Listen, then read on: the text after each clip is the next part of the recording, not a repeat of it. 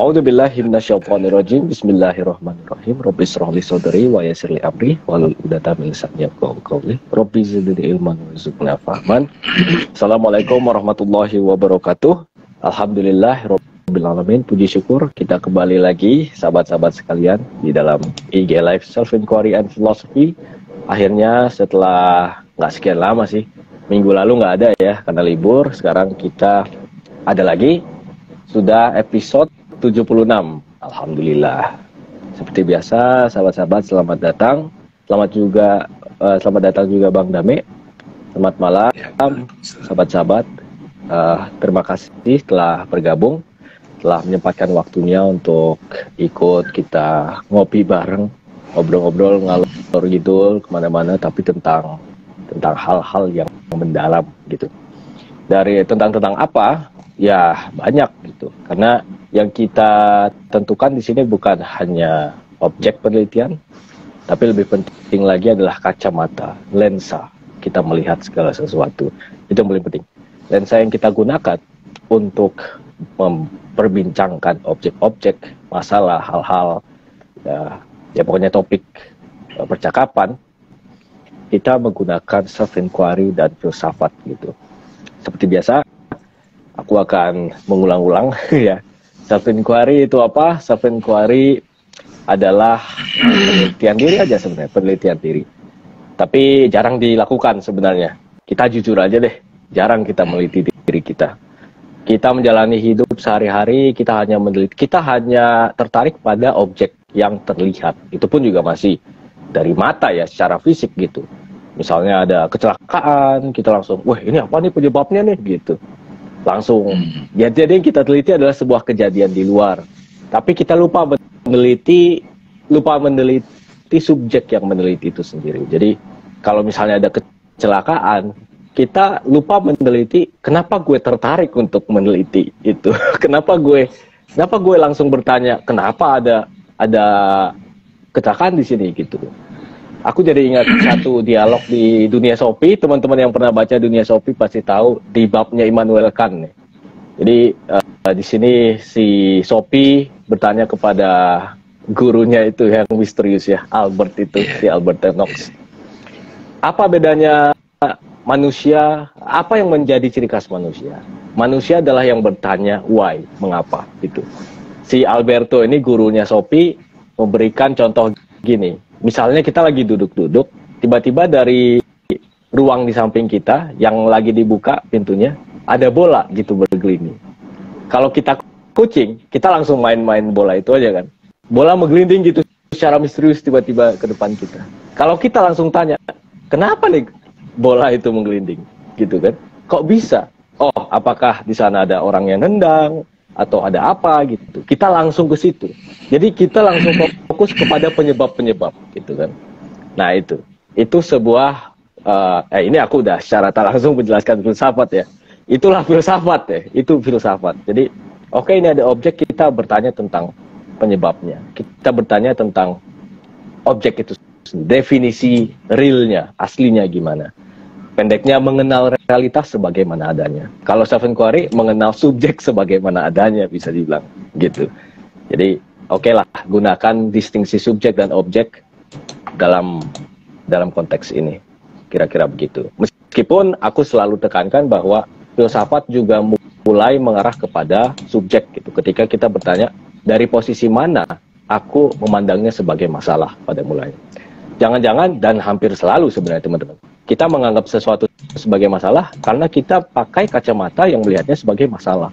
Dan bagaimana jika kacamata yang melihat masalah itu adalah kacamata yang memalsukan masalah, kacamata yang menyembunyikan masalah sebenarnya gitu.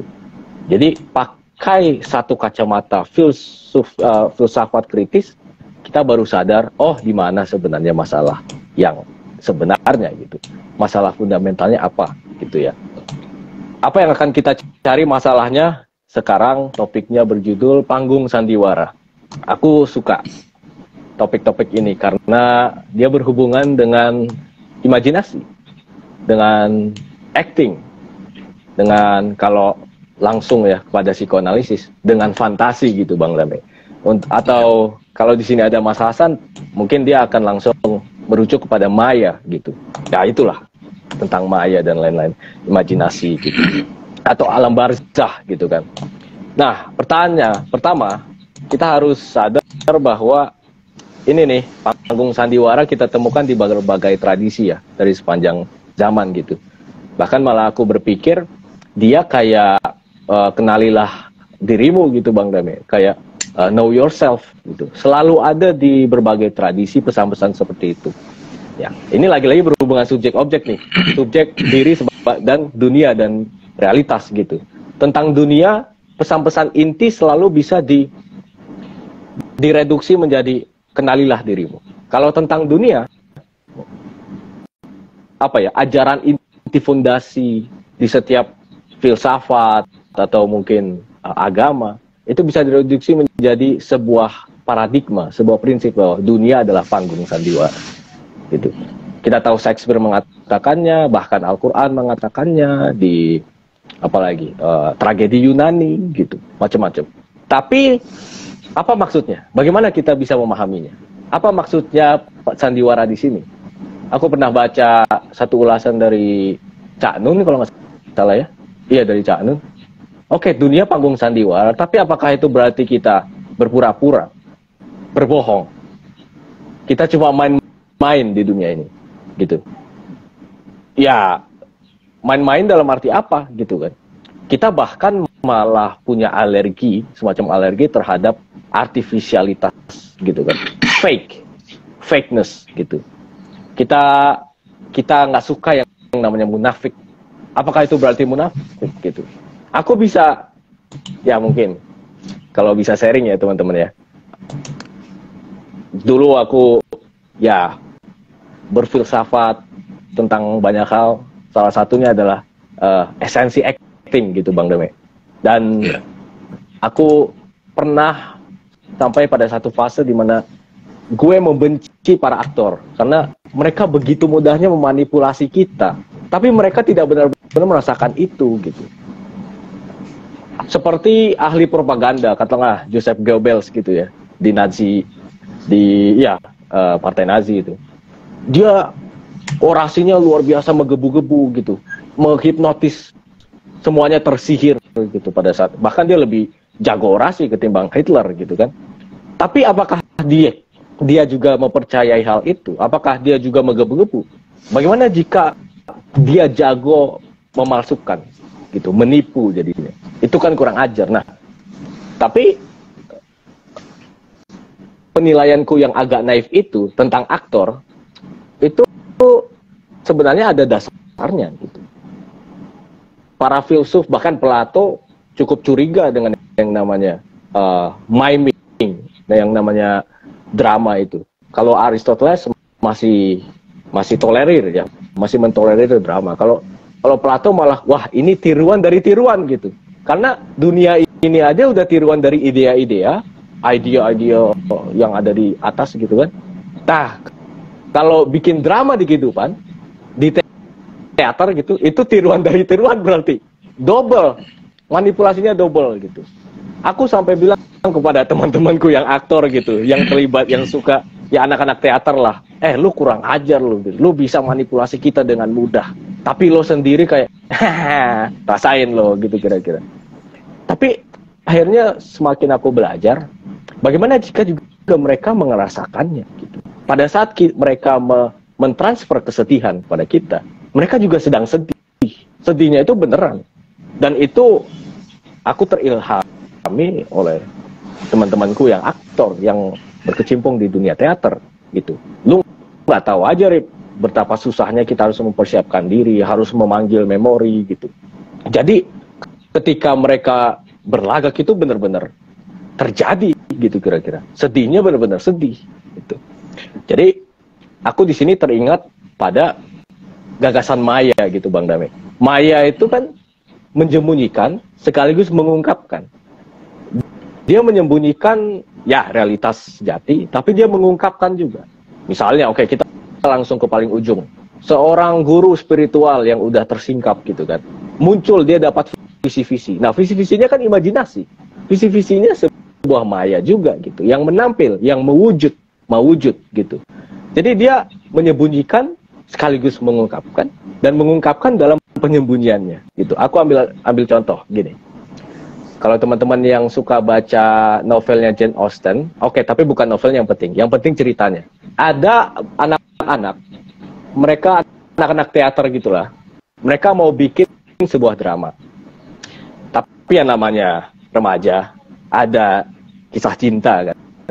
Tapi cintanya ini nggak diungkapkan, Bang Dame. Nah, pas dapat kesempatan mereka bikin drama, salah seorang protagonisnya berpikir, wah, ini kesempatan gue menyatakan cinta gue kepada seorang perempuan, dia laki-laki gitu. Nah, jadi mereka memanggungkan sebuah drama tentang cinta gitu. Nah, karena si cowok ini nggak bisa mengungkapkan secara langsung rasa cinta dia kepada si cewek, dia memanggungkannya di dalam drama gitu. Dia memerankan ya seorang laki-laki yang jatuh cinta pada seorang perempuan, biasalah gitu, yang klise gitu kan.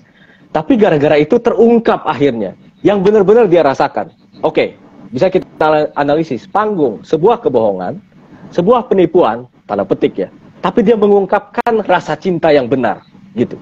Jadi melalui sebuah pemanggungan, aku menampilkan kebenaran gitu. Melalui sebuah fiksi gitu ya. Adikku gitu kan, dia lagi nulis novel, tapi dia bilang, itu sebenarnya perasaanku Abang Arif, itu sebenarnya pengalamanku gitu loh, yang tidak bisa diucapkan secara langsung, gue ucapin melalui fiksi. Dan itu kita pikir bohongan gitu kan, itu udahlah. Fiksi itu justru mengungkapkan sesuatu yang benar gitu, kebenaran gitu kan.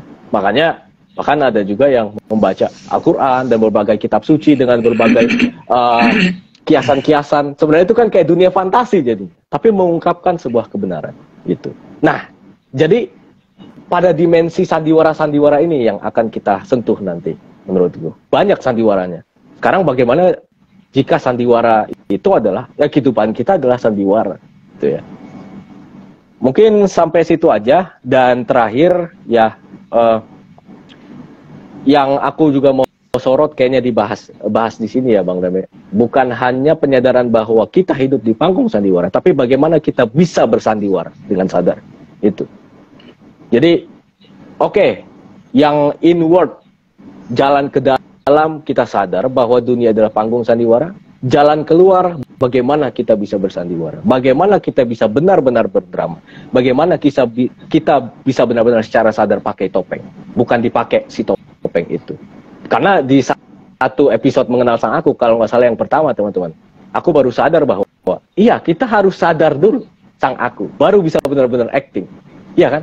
Seorang aktor kan gini, oke, ada studio, kamu dikontrak gini-gini, oke, aku sadar menjadi peran itu. Karena gue dibayar gitu kan. Aku secara sadar menjadi peran itu. Aku secara sadar berakting. Itu baru acting. Nah, sementara ini, selama ini kita nggak sadar gitu loh. Kita nggak sadar. Jadi nggak bisa dibilang acting juga sebenarnya. Kita nggak sadar meluapkan emosi ini.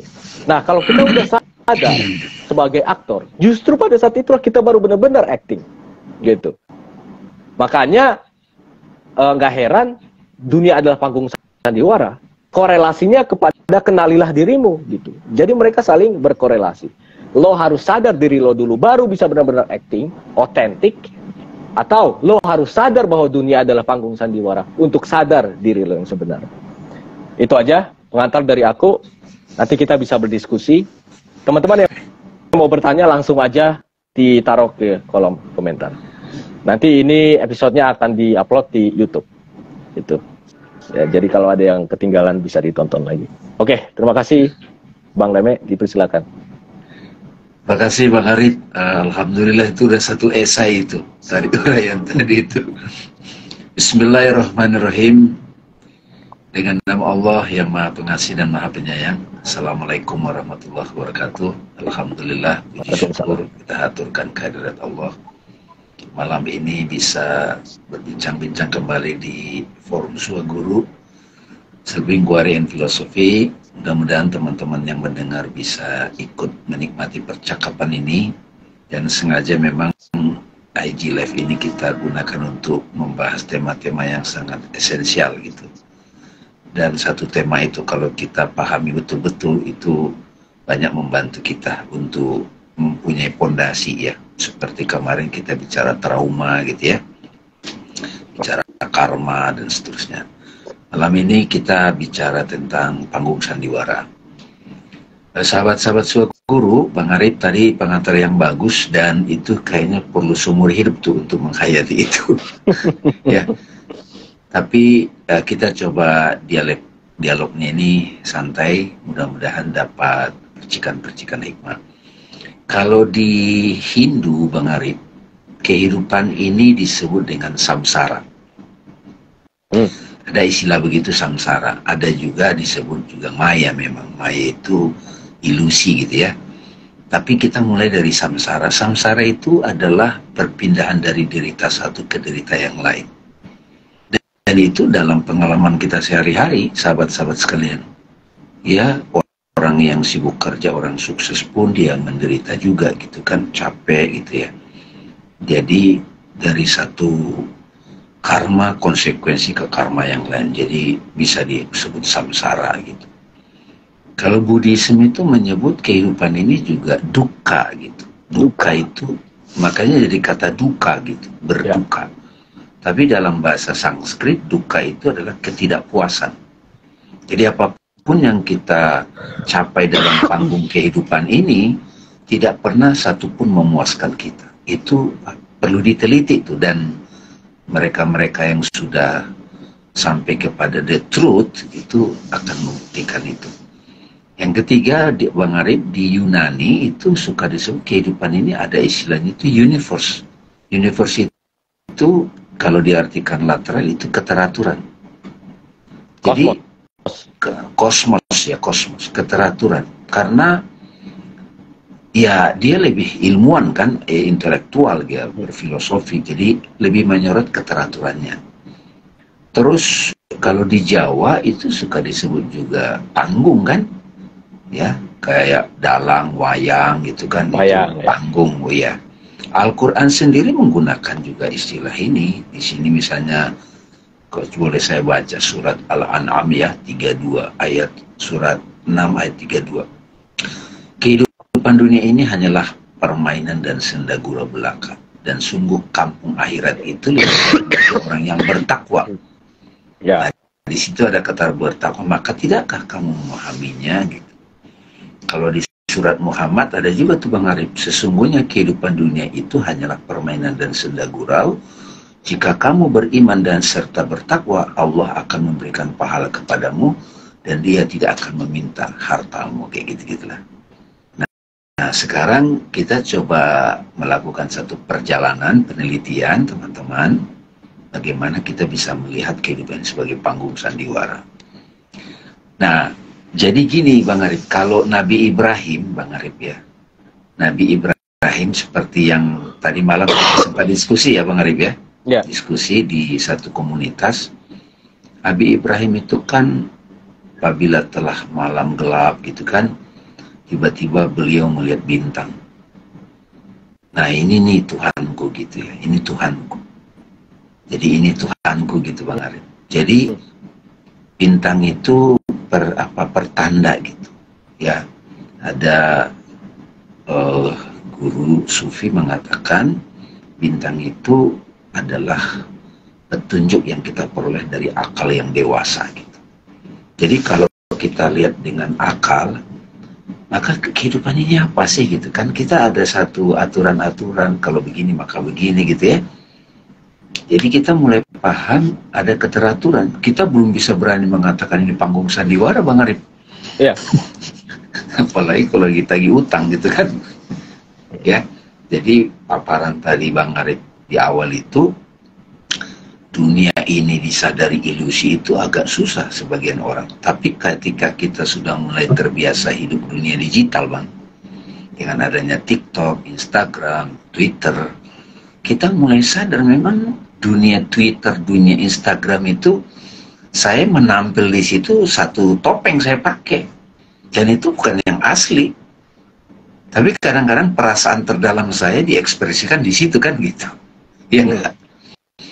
Jadi dengan adanya digital life ini, sosial media suka disebut juga, kita mulai paham memang banyak dunia-dunia interaksi kita satu sama lain itu memang pakai topeng, Bang Arif.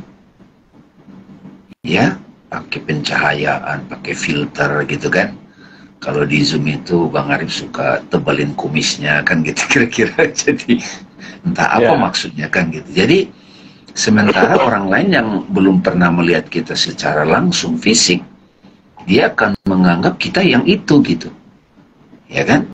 Jadi memang dunia digital ini sudah nyata-nyata menampilkan pertunjukan yang bukan asli.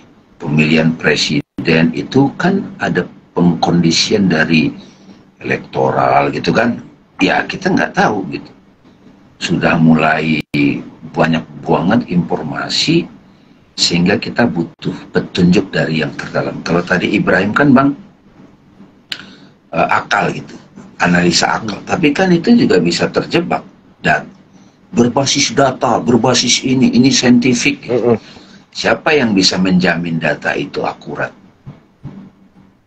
Ya kan? Tapi bahwa akal itu sebagai sumber referensi ataupun googling atau data-data yang udah disepakati jadi referensi, iya. Tapi kan itu sumber kebenaran. Tapi sebagian orang Bang atau Nabi Ibrahim, wah ini tenggelam nih, dia ngeliat bulan. Itu ngeliat bulan di sini diumpamakan bulan itu sebagai simbol dari hati.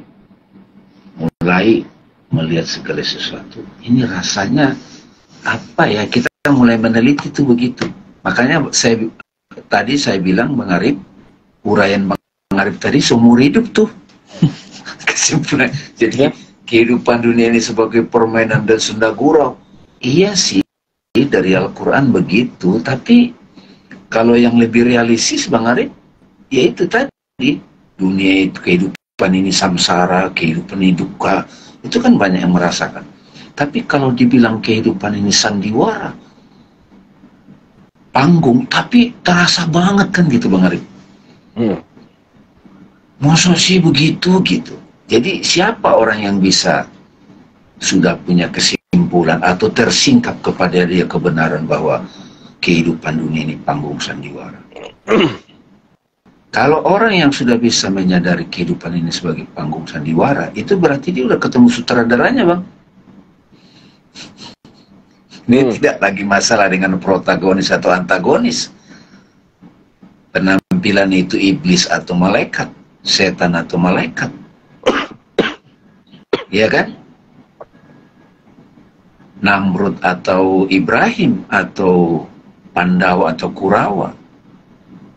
Ya, Rama atau Rahwana gitu. Ya enggak? Jadi siapa sebetulnya yang bisa menyadari bahwa ini pertunjukan di panggung sandiwara? Atau Dante bilang di pen komedi gitu. Nah, jadi mau nggak mau memang Bang Arif, kita harus sampai kepada, kalau dalam petunjuk tadi kan Ibrahim itu bintang dia lihat, ini Tuhanku.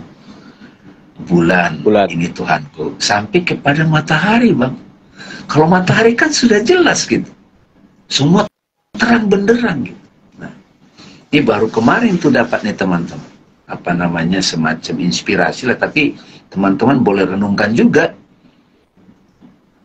Jadi orang yang sudah bisa menyadari kehidupan yang nampak ini, maujud ini, baik itu digital, baik itu yang tampak secara fisik yang kita sebut the world, ataupun kalau kita menutup mata kita menyaksikan pertunjukan di alam pikiran kita, di the mind, batin kita. Kalau orang lagi sedih, penyebabnya itu adalah kata-kata seseorang, itu begitu hadir nampak di ruang batin. Gimana itu kita mengatakan itu sandiwara Bang Arif kan? Ya gitu. Jadi Nah, ini dulu ya Bang ya, nanti timpalin ya. Lagi asik aja ngelihatnya dari sudut pandang Ibrahim, karena kemarin dapat satu perenungan, orang yang sudah bisa menyadari kehidupan dunia ini adalah permainan dan senda gurau, itu orang yang sudah sampai menyaksikan dengan kesadaran yang disimbolkan dengan matahari, terang semuanya. Kalau kita sudah melihat kehidupan dunia ini permainan dan senda gurau, kita tidak mempertentangkan lagi dualitas, Bang. Emang dalam pertunjukan itu ada siang malam, ada sehat sakit, ada protagonis, ada antagonis, ada malaikat, ada iblis. Kalau ditarik pada kehidupan kita selpitku, ada pada kehidupan diri pribadi masing-masing, kita pernah katakan berbuat baik, berbuat salah, menyakiti orang, disakiti, kita berbuat baik tapi kita dikibulin. Itu semua mulai kita lihat ketika kita masih di level akal. Perbedaan itu semacam polaritas, seperti sekarang misalnya menjelang pemilu, berbeda berarti musuhan, berbeda pilihan berarti musuhan. Itu akal aja nggak masuk, itu sudah ego. Kalau di akal saja berbeda, oposit, misalnya utara selatan. Utara itu ketika dari titik pusat ditarik ke atas utara, dari titik pusat ditarik ke bawah selatan namanya. Tapi asal utara itu dari pusat, asal selatan itu dari pusat juga.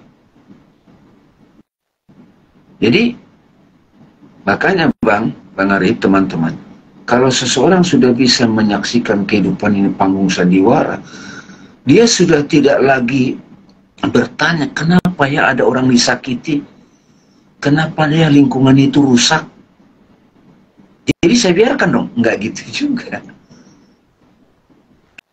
Ketika seorang sutradara bikin film, kayak misalnya Oppenheimer itu dia Bang, ya karena harus ada di situ.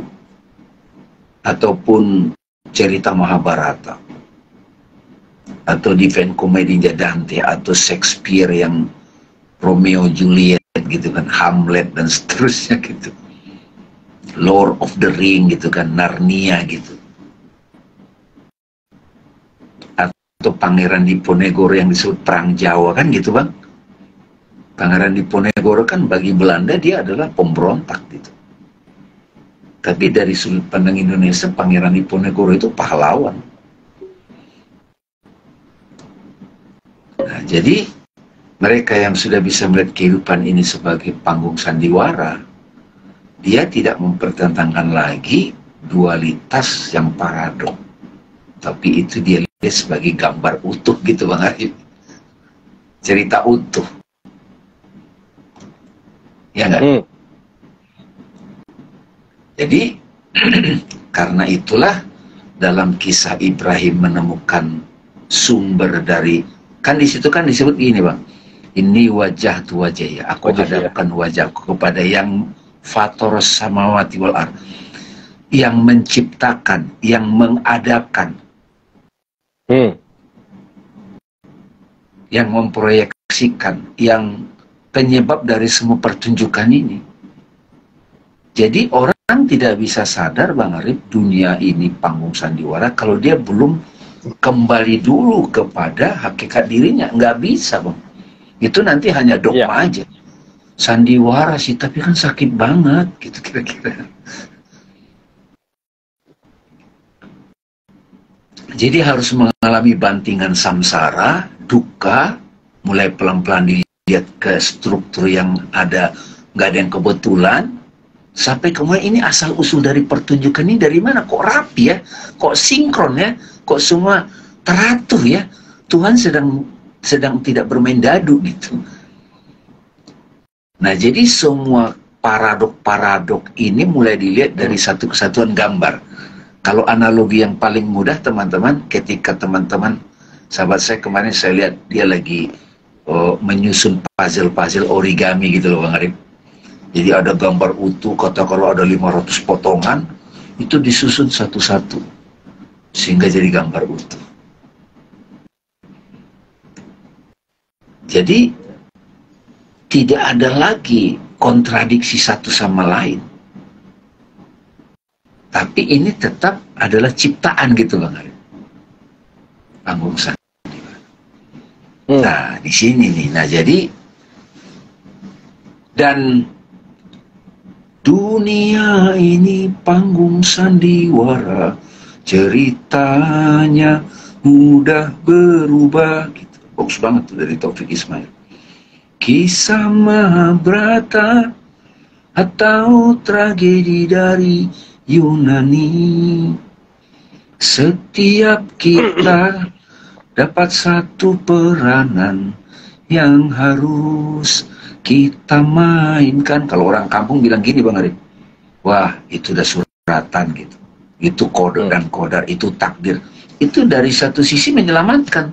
Ketika kita ngeliat orang itu nyebelin, ya emang perannya itu gitu, itu nolongin tuh.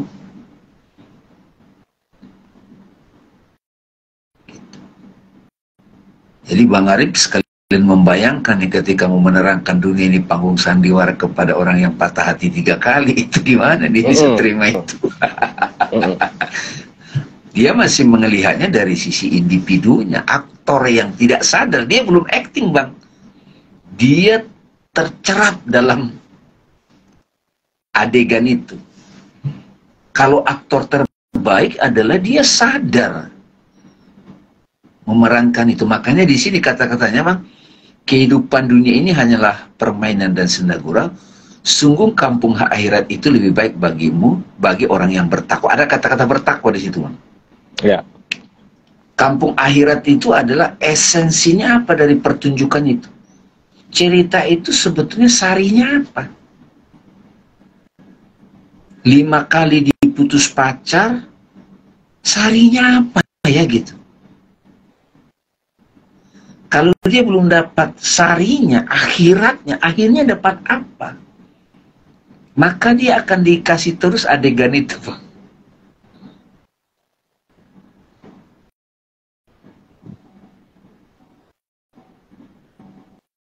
Ya, jadi kalau seseorang itu belum mau menyelidiki sebab dari ciptaan ini, sebab dari adanya manifestasi ini, sebab dari adanya yang nampak ini, itu akan berputar-putar. Ada beberapa ya tradisi ya di Hindu, di Buddha suka disebut itu, dia akan terus mengalami reinkarnasi. Dia akan digulung oleh karma, hukum kausalitas, tabur tuai, cause and effect. Nggak bisa kholidina fiha abadan, kekal di dalamnya, nggak pernah bisa beranjak. Makanya disitulah pentingnya manusia itu menjadi mulia, karena dia bisa bertanya pada dirinya, ini apa ini? Yang tadi Bang Arif bilang ada pintu terbuka, bola lewat. Kalau kucing dia langsung main kan, langsung main. Kalau manusia kan, ini bola dari mana ya, mengapa ya? Nah itu yang membedakan manusia nanti dari robot atau artificial intelligence.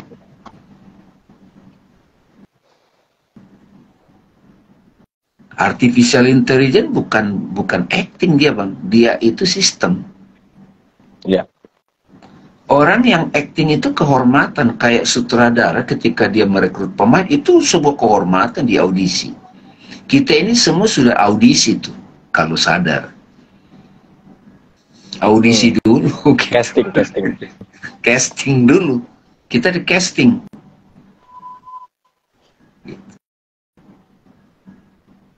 Nah, ini dikeluarin dulu ya Bang Arif ya. Jadi, sahabat-sahabat,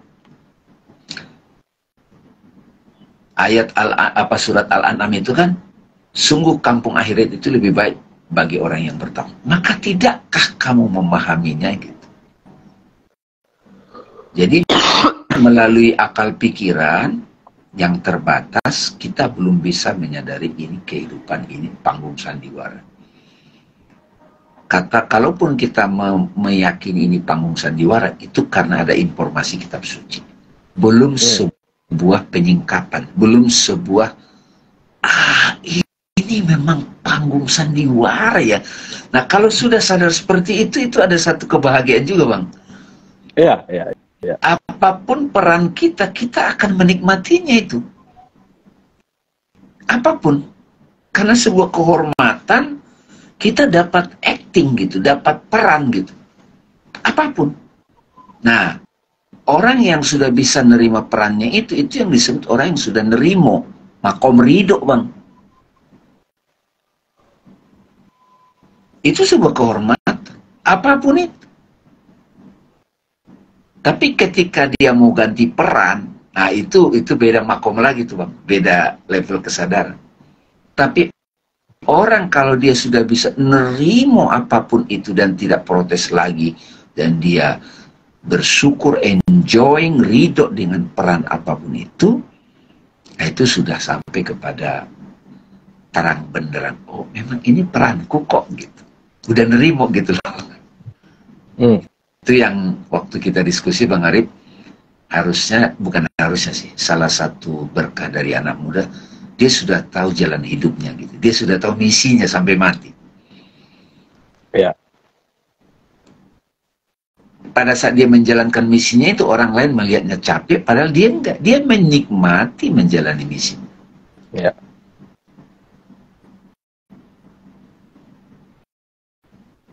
Jadi ada satu kesadaran inspirasi, orang yang sadar dunia ini panggung sandiwara adalah mereka yang, ya, emang ini peran saya di kehidupan ini.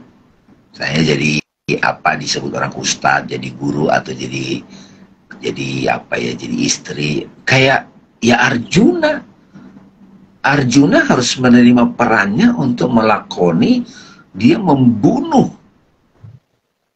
Dia berhadapan dengan gurunya, berhadapan dengan pamannya yang sangat dihormati.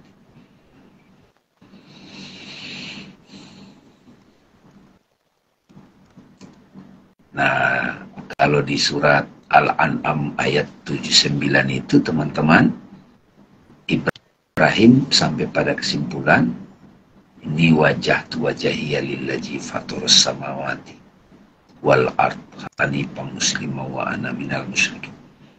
Aku hadapkan wajahku kepada siapa yang menciptakan pertunjukan ini, gitu Bang Arif. Diarahin ke subjek. Aku hadapkan wajahku kepada yang menciptakan langit dan bumi. Langit itu simbol dari yang tak terbatas. Batin manusia, akasa yang halus, samawati luas dan tinggi. Wal art yang menampil secara nampak jelas. Bisa begitu, maknanya. Ya, ya. Jadi aku tidak termasuk orang-orang musyrik. Aku tidak lagi melihat ini semua beda-beda. Ini adalah actingnya dari yang tunggal gitu, Bang Arif. Musyrik itu kan banyak. Ini semua kan, kalau di Mahabharata, kita pinjam Mahabharata, Duryodhana itu juga aku, kata Krishna. Gandari itu juga aku, gitu kan.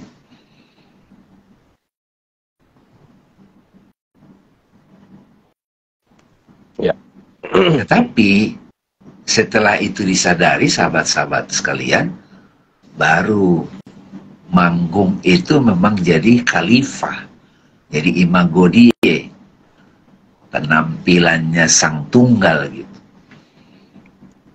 Dia disebut orang seniman, ya kayak kita waktu itu diskusi ya, Bang Arif ya sama Om Hari kan, Karida. Dia desainer, dia bilang ini tangan saya ini adalah apa ya, sarung tangannya Tuhan aja, kan begitu, sarung tangan. Dan dia memang total di situ, great gitu, Bang.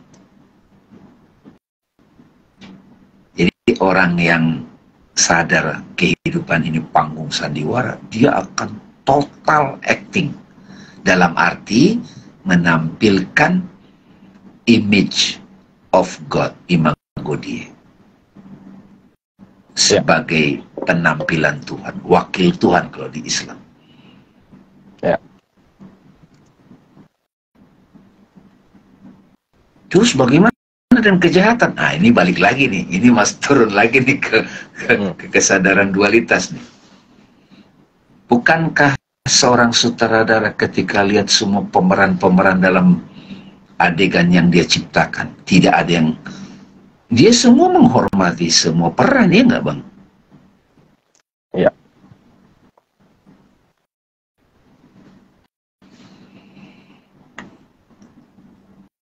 Sahabat ini ya yang menarik. Ya. Ini sebenarnya asik banget nih, asik banget membahas ini, kontemplasi ini, karena ini membebaskan kita, membuat kita jadi kayak dapat cahaya matahari, jelas semua. Ya. Karena Rumi juga pernah membahas, kenapa ya orang itu disakiti padahal dia baik? Karena kita masih melihat sepotong, nggak melihat utuh.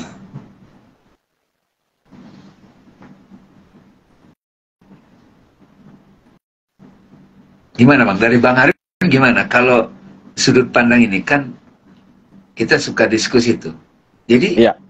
cara pandang orang yang dunia ini panggung sandiwara itu melihat orang melihat kejahatan itu dibenci, iya. Tapi orang yang sudah melihat ini sebagai pertunjukan sandiwara kehidupan, kejahatan itu adalah bagian dari cerita. Ya. Ibaratnya gini Bang, kalau nggak ada setan nggak lengkap cerita ini.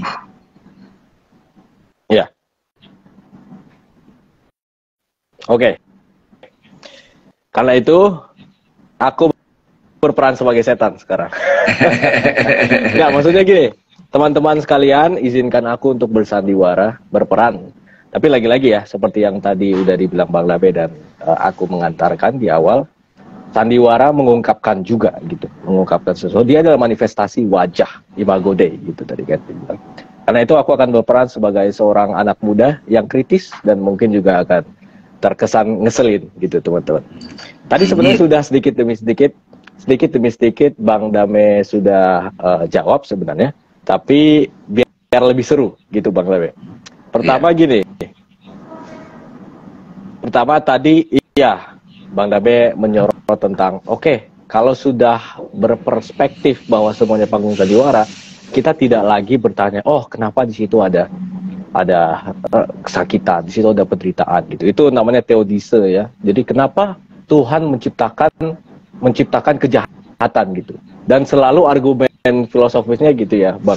Selalu merujuk kepada kisah Nabi Ayub gitu. Kalau ada yang paling menderita ya Nabi Ayub gitu kira-kira. Nah,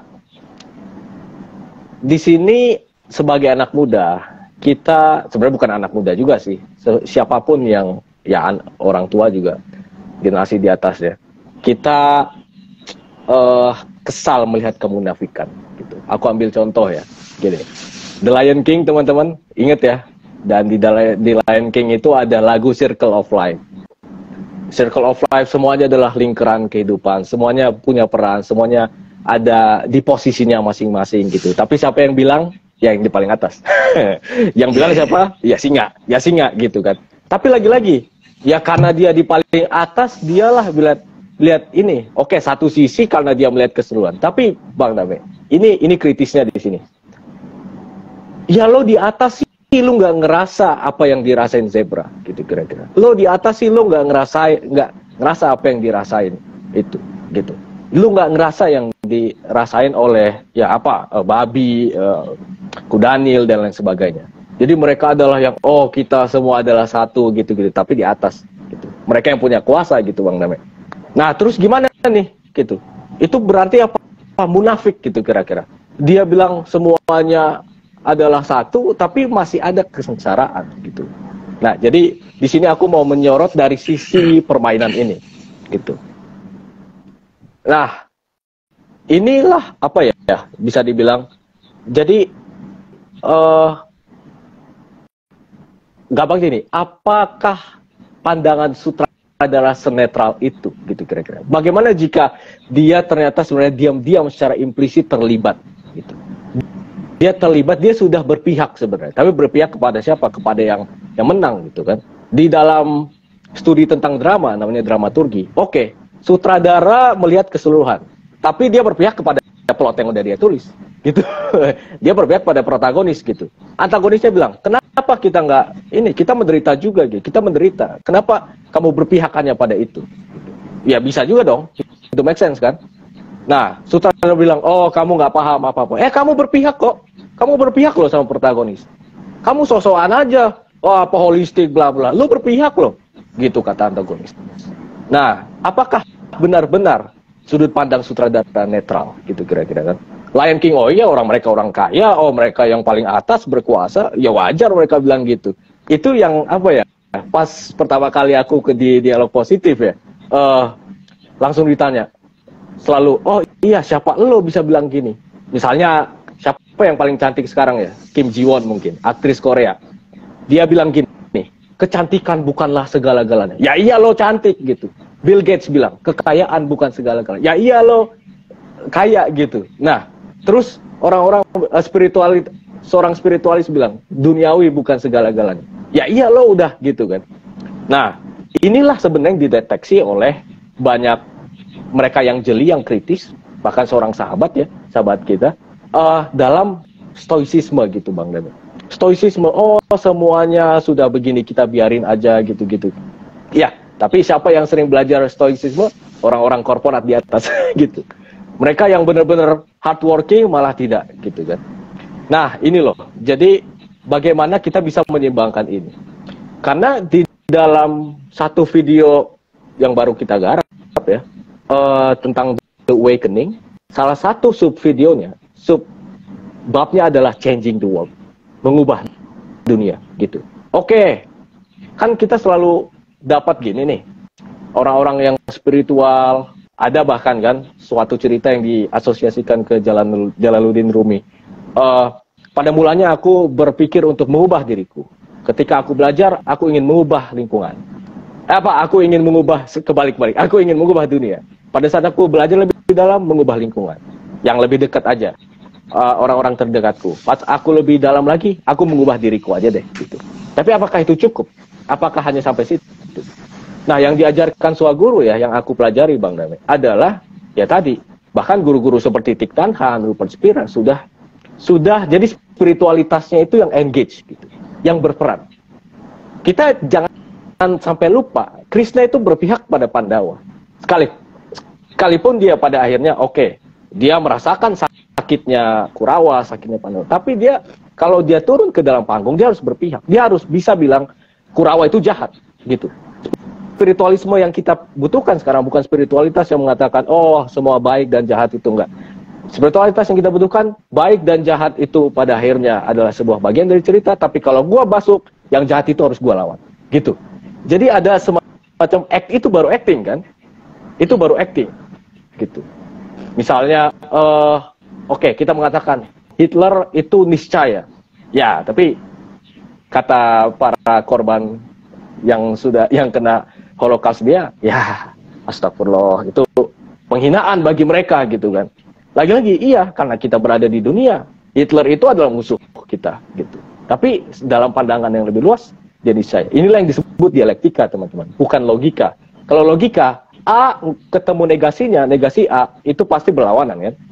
Kalau dialektika yang dipraktikkan oleh Hegel dan bahkan Ibnu Arabi, justru identitas itu membutuhkan lawannya juga, membutuhkan negasinya. Dia tidak bisa menjadi dirinya tanpa lawannya. Gitu. Aku kasih contoh fans dan haters, selalu ya yang aku kasih.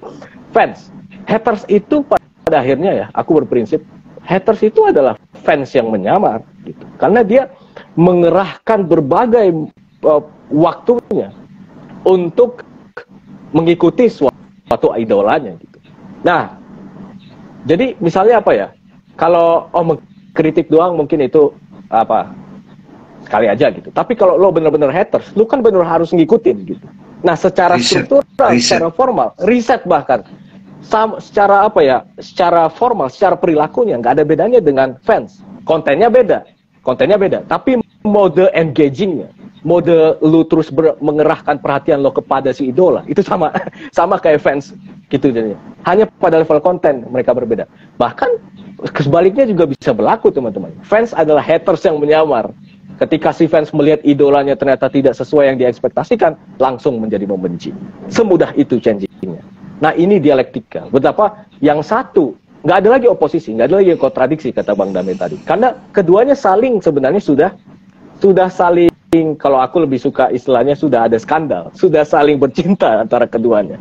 Diam-diam gitu di belakang. Mereka udah bercinta sebenarnya, gitu. Ya kalau contoh politiknya mungkin Amerika dengan ISIS, dengan Afghanistan perang itu. Ya Amerika terlibat dalam menciptakan teroris, gitu. Kita pikir teroris itu melawan para kapitalis yang modern versus tradisional. Kata siapa teroris itu nggak modern? Gimana mereka mau buat bom, mau buat hacker-hacker kalau mereka nggak modern, gitu loh. Mereka sangat modern, sangat canggih para teroris itu. Jadi nggak ada pertikaian pada level itu. Nah itu yang harus dia sadari, gitu. Itu baru kelihatan bahwa semuanya panggung sandiwara. Ternyata mereka sudah saling, yaitu ada berjabat tangan di belakang, kira-kira gitu. Nah sekarang pertanyaan gini, oke, mereka yang perannya di bawah, gitu ya. Sebagai anak muda selalu apa ya? Karena kita memang hidupnya ya masih banyak gitu, disebut masa depannya masih panjang. Kita masih berupaya untuk memberikan sentuhan kita kepada dunia. Kita peduli dengan keadilan sosial gitu. Jadi sekiranya gitu. Jadi apakah yang di bawah itu hanya perlu ya udah ini peran gue, pengabdi gitu Bang Dame. Tapi lagi-lagi ya, mengabdi itu kan harus sadar. Mengabdi itu harus sadar gue mengabdi. Nah, gimana kalau mereka yang dipaksakan untuk mengabdi? Itu bukan pengabdian namanya, gitu kan? Lo harus mengabdi sama gue. Aku mengabdi kepada guruku almarhum Om Beber. Itu aku secara sadar hikmat kepada beliau. Beliau nggak bisa mengatakan lo harus ngabdi kepada gue, enggak. Sementara yang terjadi pada kita sekarang di masyarakat, mereka yang di bawah itu, oh lu punya perannya emang harus di bawah gitu. Itu kan kesel banget ya, pasti orang-orang di bawah. Astagfirullah, masa gue kayak gini sih? Makanya tadi ada pertanyaan, bisakah kita mengubah takdir? Tapi lagi-lagi, siapa yang mengubah takdir? Dari perspektif mana? Dari perspektif sang arti, gitu kan? Arjuna harus membunuh. Iya, dia harus membunuh karena dari awal, ya sebenarnya sudah terlibat juga aksi dia sih ya, sebagai Pandawa gitu kan. Kasarnya gini deh, salah sendiri lu bermain dadu gitu pada saat itu gitu kira-kira kan, salah sendiri loh bermain. Jadi pertanyaannya apakah Arjuna harus berperang? Iya, karena dia sudah berbuat sebelumnya itu seperti itu gitu. Jadi bukan berarti kita tadi Bang Dame sudah tekankan jelas gitu. Oh berarti kita biarin dong. Nah itu berarti yang belum sadar gitu kira-kira. Karena gini ya, katanya spiritualitas itu intinya kebahagiaan dan juga kebahagiaan dan tidak ada penderitaan. Tapi kok membiarkan penderitaan? Katanya kita satu, kok nggak bisa merasakan penderitaan orang lain? Gitu kira-kira. Dasarnya gitu doang. Kan? Karena itu apa yang harus kita lakukan? Changing the world. Tapi apa itu the world? Apa itu dunia?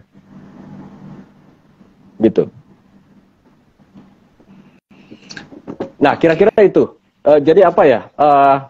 Seperti yang aku katakan, memperseru perbincangan. Karena iya sebuah dialektika. Dan tadi ya, aku selalu ingin mendalami gitu segala klaim. Kalau bukan curiga ya, setidaknya segala klaim bahwa oh ini sudah seharusnya seperti itu. Iya, sudah seharusnya seperti itu gitu. Tapi kita bisa juga dengan sadar engage di dalamnya. Kira-kira gitu sih. Oke. Udah, aku copot topengku. Ya, makasih banyak, seru Bang. Ya. Itu mirip seperti dalam kisah penciptaan Adam, sahabat-sahabat sekalian, Adam dan Hawa dalam Al-Quran. Dalam kisah itu kan wa idz qala rabbuka lil malaikati inni ja'ilun fil ardi khalifah. Benar kan Bang? Yeah, benar yeah. Bang Dame. Ini pertanyaannya selalu seputar itu. Jadi oke, ayo lanjut. Ya kan? Nah, jadi kita terusin dulu lah, nanti menjawab pertanyaan teman-teman. Jadi dalam kisah yang sudah disampaikan ke kita dari kecil dalam tradisi Islam, Adam sudah di surga gitu. Kamu boleh nikmatin apa saja gitu. Kecuali yang satu itu gitu. Nah, terus diceritakan kembali Adam kesepian, tanda petik, saya ingin punya pasangan. Diambillah dari dirinya Hawa gitu kan. tulang rusuk gitu kan. Kalau anak muda itu bilang, aku sedang mencari tulang rusuk yang hilang gitu kira-kira. Nah, Hawa itu diambil dari dirinya, kemudian dari Hawa itulah muncullah penggoda tanda Islam, setan. Ya. Hawa tergoda, Adam tergoda, dan akhirnya dia jadi turun kan, terjatuh. Terus pada waktu diproses penciptaan khalifah itu juga, hai para malaikat, sujud pada Adam, sujud pada khalifah. Ada yang sujud, ada yang tidak. Nah itu kan sudah mulai pertanyaan yang sering akal itu kan suka nanya gitu. Apakah Tuhan tahu skenario bahwa Adam akan menyentuh pohon itu, padahal udah dilarang, kan gitu. Nah disitulah bukan lagi tentang benar salah gitu, tapi sudah dialektika gitu. Dari level ini pembahasannya, dari level ini pembahasannya. Tadi kan sudah dipaparin Bang, di level bintang, akal, dualitas, begitu. Kalau dari kolbu bukan lagi baik buruk, tapi pantas atau tidak pantas. Rasanya masuk nggak? Kalau sudah di level matahari, sudah terlihat semua gelar pertunjukan itu. Ya, jadi makasih Bang Arif tadi itu supaya teman-teman juga jadi terbawa kepada dialektika pemikiran itu. Kita jawab dulu deh pertanyaan-pertanyaan. Oke. Dari yang pertama dari Prahesti. Hai Bang Arif dan Bang Dame, saya mau tanya tentang sandiwara kehidupan. Agar kita bisa bersandiwara dengan baik di kehidupan ini, apakah selain kesadaran juga diperlukan keikhlasan, kejujuran, dan keberanian sandiwara? Iya, ini saya, Mbak Pras, saya menyarankan kita tidak hanya mengambil referensi pengetahuan dari apa yang sudah dipaparkan dari dogma, pasti ikhlas, tapi kita juga aktifkan akal kita seperti yang dilakukan Arif tadi, sampai kemudian kalau akal kita buntu, kita disitulah gunanya prayer. Nah disitu dalam prayer itu, dalam keheningan itu ada tersingkap. Itu yang maksudnya, itu tersingkap. Ya. Jadi tadi Bang Arif kan bilang tuh, saya selalu menaruh curiga pada seharusnya begini kan gitu. Ya. Karena Mbak Pras, apapun yang hadir di pikiran kita sebagai pertanyaan, itu adalah kurikulum kita. Yang perlu kita selami, kita eksplorasi, agar kita dapat pengetahuan yang direct gitu. Gitu ya. Jadi di Swaguru itu sudah mulai kita biasakan, jangan hanya percaya, oh katanya begini, enggak. Itu kita hormati referensi itu yang sudah bertahun-tahun, tapi kita perlu eksplorasi secara dialektika akal, logika, sama kontemplasi, bukan lagi mempertentangkan pikiran ini sama pikiran ini. Gitu jawaban. Jadi nggak menjawab langsung, karena nanti kata Bang Dame begini, itu ya itu. Ya. Terus apa lagi?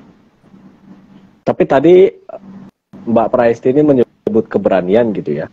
Aku jadi teringat satu video Rupert berbicara tentang dengan seseorang yang berada di Ukraine, Bang Dame. Itu gimana tuh situasi perang? Oh, kita bilang itu panggung sandiwara. Tapi Rupert bilang, justru ambil keberanian dari kesadaran gitu. Hanya ketika kita sadarlah baru kita bisa berani untuk pada akhirnya fight for your freedom. Itu literally. Rupert bilang, fight for freedom. Kita melawan gitu. Arjuna juga begitu kan akhirnya. Nah gitu. Jadi tapi lagi-lagi nggak bisa lompat itu kan. Perlu ada sadar lagi. Sadar. Itu yang paling penting. Oke, lanjut. Sekarang dari Mita Hanifah. Bang Dame, apakah sang aku bisa berdaya mengubah skenario? Sang aku itu Tuhan, sangat berdaya. Jadi sang aku kan bukan aku yang kita pahami selama ini. Sang aku justru sebab dari segala skenario. Tapi sang aku juga bisa berpihak gitu kan. Sang aku juga bisa menerima apa yang sudah jadi skenario, tapi dia juga bisa mengubah skenario. Mbak Mita perlu perlu nonton tuh YouTube Suaguru yang sudah berapa sesi bang? Udah 6 ya? 9 ya? Sang aku ya? 9. Udah 8 episode. Oke, dari The Jet nih, kalau udah memahami apa itu sudah cukup bang? Tidak cukup, karena tadi setelah memahami dia langsung ekspresi, dia engage gitu. Dia makanya kan Adam itu turun. Ya. Jadi pengetahuan itu dieksekusi, direalisasikan.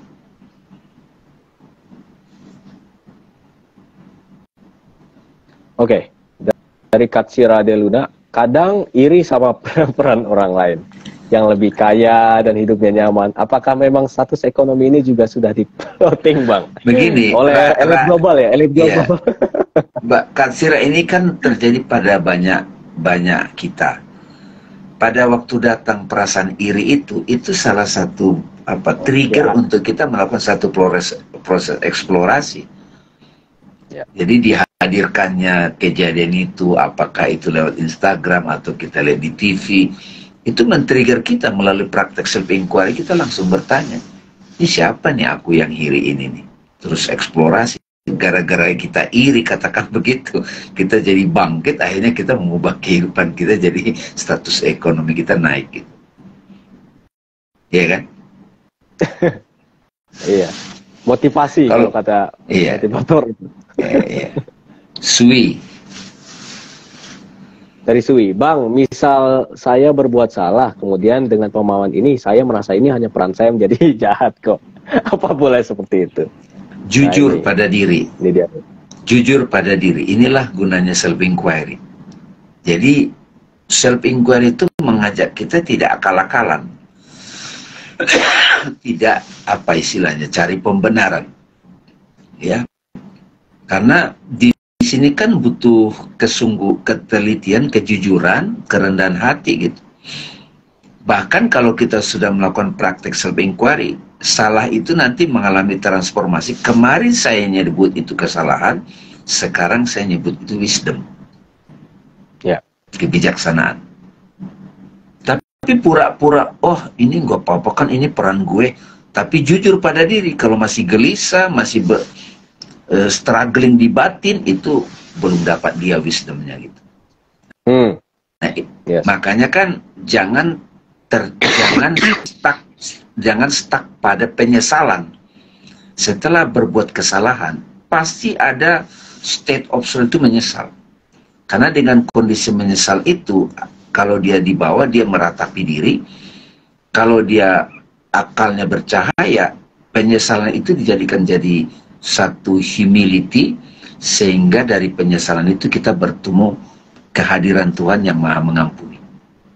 Nah, setelah kita mengenal Tuhan yang Maha Mengampuni, kita jadi berterima kasih pada kejadian itu. Dia bukan lagi kesalahan, tapi adalah wisdom, hikmah. Yes. Dari Royhan Moha, Pak, kenapa para tokoh agama sering seolah tahu tentang kejadian-kejadian di alam? Padahal di Al-Quran sudah jelas, tanyalah sesuatu pada ahlinya, misalnya kepada saintis gitu. Untuk alam fisik ya. Ahlinya itu kalau di Al-Quran itu di situ ahli zikir. Bertanyalah kepada ahli zikir. Tapi ahli zikir ini jangan dimaknai ahli wirid, bukan. Ahli zikir itu orang yang sudah sadar. Dia bisa jadi topeng individunya di publik itu ilmuwan. Bisa juga dia seorang ulama gitu. Jadi dalam konteks hakikat tidak ada dikotomi ilmu itu ilmu agama atau semuanya ilmu itu nama Tuhan gitu. Jadi di sini kan menunjukkan dari pertanyaan itu kita masih kategorikan ada tokoh agama, ada saintis gitu. Itu dalam panggung sandiwara yang sosial itu ada, tapi kalau dari sisi hakikat ya orang berilmu itu ya ilmu ilahi gitu. Jadi ahli zikir, orang sadar itu ahli zikir, orang yang sadar. Dramaturgi dari Erving Goffman, Iya benar, Martin Goffman. Itu salah satu yang paling penting itu. Bahkan bisa dibilang dia yang mencetus teori jaim, jaga image. Jadi kita mau presentasikan diri kita, pingin disuka, pakai tas ini, pakai baju ini. Ya itu apalagi kalau kita tidak bersandiwara kan, gitu. Alhamdulillah ya. Alhamdulillah. Gak terasa ya, 1 jam lebih udah. Ada lagi Bang? Ya. Iya. Nah, jadi kita di sini emang bahas tentang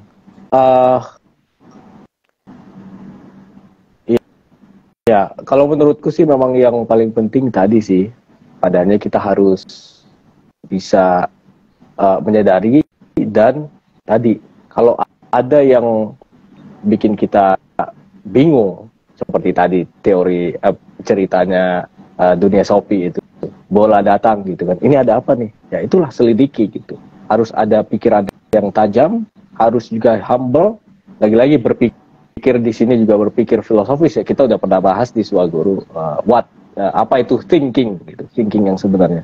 Karena artificial intelligence cerdas doang tapi nggak berpikir, gitu teman-teman. Artificial intelligence cuma cerdas tapi nggak berpikir. Dia cuma tahu data tadi. Bang Dame juga menyebutkan tentang, oke, apa datanya ini, datanya fokus ya ini. Kita terlalu fokus kepada data tapi lupa kepada dari posisi mana data itu disebutkan, gitu. Misalnya kalau orang kanan gitu dalam politik nyebut datanya sama, tapi mereka ngambil konklusi beda gitu. Terus yang kiri, oh ini datanya sama tapi konklusinya beda gitu. Itu ya, ambil contoh Hitler sama sosial demokrat Jerman sebelum Hitler naik gitu. Mereka tahu betul Jerman itu lagi sengsara pada saat itu. Itu fakta, itu data. Tapi apakah cukup? Hitler ngambilnya gini, sosial demokrat ngambilnya gini, jadi beda. Jadi data, fakta itu kurang. Kita harus berfilosofi juga, dan lebih dalam lagi sih berself inquiry gitu ya. Gitu ya. Kira-kira Bang Dame. Ini ada pertanyaan lagi nih. Pak, saya pernah dengar ceramah guru sekumpul. Dia bilang ilmu makrifat itu haram ditulis atau disampaikan secara langsung. Apa kita harus tahu sendiri lewat kode-kode di Al-Quran? Ya, itu mirip seperti kata-kata Lao Tzu.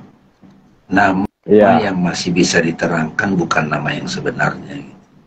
Sebenarnya sama dengan Al-Quran, teman-teman. Nabi kan nggak pernah disuruh ditulis. Tapi faktanya sekarang ada mushaf yang ada di tangan kita. Baik dalam bentuk buku ataupun sekarang digital.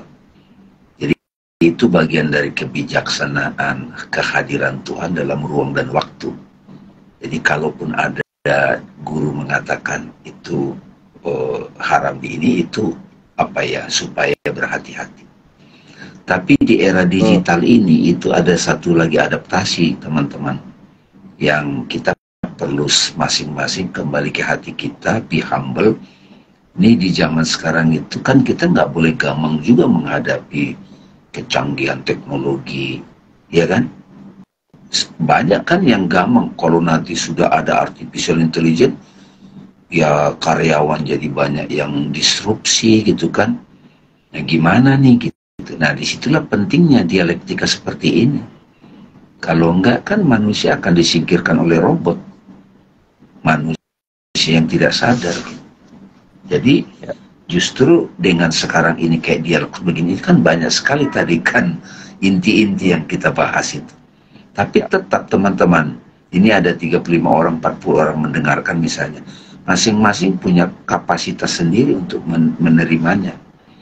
Air laut yang sangat luas itu, ketika kita mau menerima kan sesuai mangkok kita. Ada yang bawa ember, ada yang bawa panci, ada yang bawa kula. Jadi kembali ke situ. Gitu. Jadi rapi sekali itu, cara itu. Jadi nggak bisa kaku lagi. Ya. Thank you Bang Arif. Alhamdulillah, terima kasih teman-teman sudah bersama-sama kita dialektika di sini. Insya Allah ada manfaatnya. Terima kasih Bang Arif. Makasih teman-teman. Ya. Assalamualaikum warahmatullahi wabarakatuh. Waalaikumsalam warahmatullahi wabarakatuh. Terima kasih Bang Dame, terima kasih teman-teman sekalian. Alhamdulillah, semoga apa yang kita bicarakan di sini ngalor ngidul kemana-mana dapat menjadi bermanfaat ya, dan juga selalu ada pertanyaan, apakah ini tadi pelajaran inti-inti gitu kan? Apakah ini perlu dibagikan? Ya di zaman sekarang perlu banget gitu. Sudah saatnya dibagikan, sudah saatnya ya udah bahwa itu nanti efeknya seperti apa ya itu mah urusan lain gitu. Yang penting adalah kita membagi gitu. Kita membagi.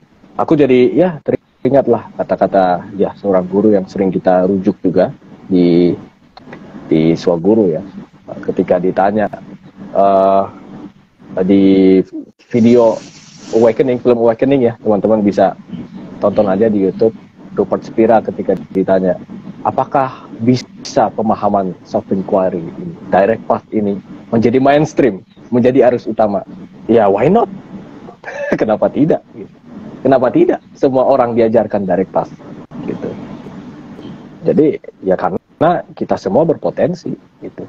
Jadi lagi-lagi semoga ini membuat kita sadar bahwa tadi kita di sini bermain, kita di sini sebagai khalifah, tapi harus sadar gitu.